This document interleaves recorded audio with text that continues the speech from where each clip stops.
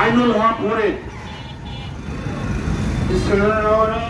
আজকে এই আশেকান জাগরান বিভিন্ন দরবার থেকে আগত ভাই ও বোনেরা বিশ্বাসরা আজকে সারা বাংলাদেশে শাল মাদার গায়ের মধ্য দিয়ে আমরা এই ভারতের উপমহাদেশে ইসলাম ধর্ম গ্রহণ করেছি, তাদের মধ্য দিয়ে আমাদের পূর্বপুরুষ ইসলাম ধর্ম গ্রহণ করেছেন।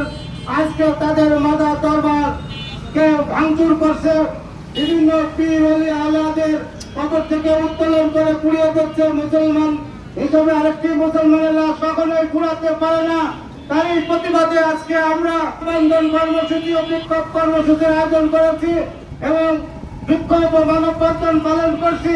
আমি অনুরোধ করব যে সমস্ত ভাইরা তরিকতপন্থী বায়াত গ্রহণ করেছেন, আমরা আজ কয়েকদিন ধরে অনেক টাকার মধ্যে দিয়ে আছি আমরা।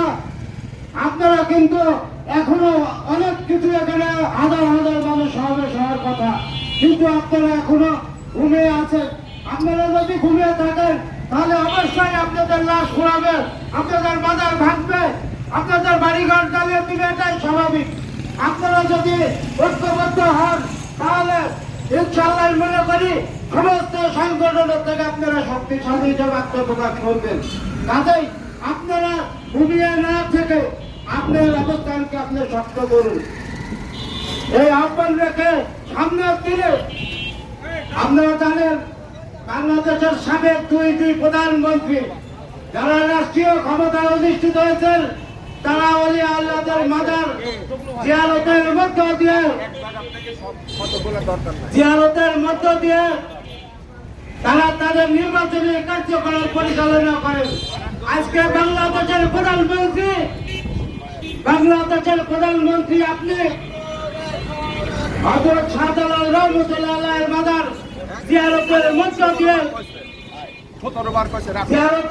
দিয়ে আপনি নির্বাচনী কার্যক্রম শুরু করেছেন।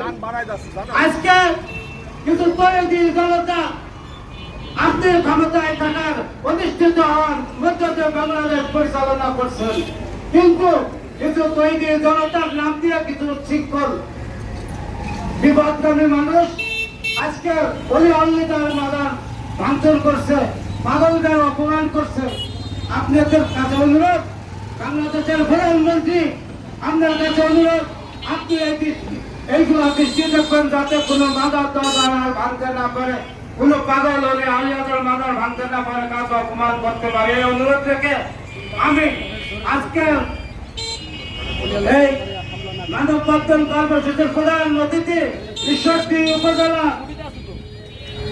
দরবার ও মাজার সংরক্ষণ কমিটির প্রধান উপদেষ্টা ডিডিপি মিউজিক একাডেমির পরিচালক গুরুজি আছেন প্রধান অতিথি হিসাবে আজকে বক্তব্য রাখার জন্য তাকে অনুরোধ করছি।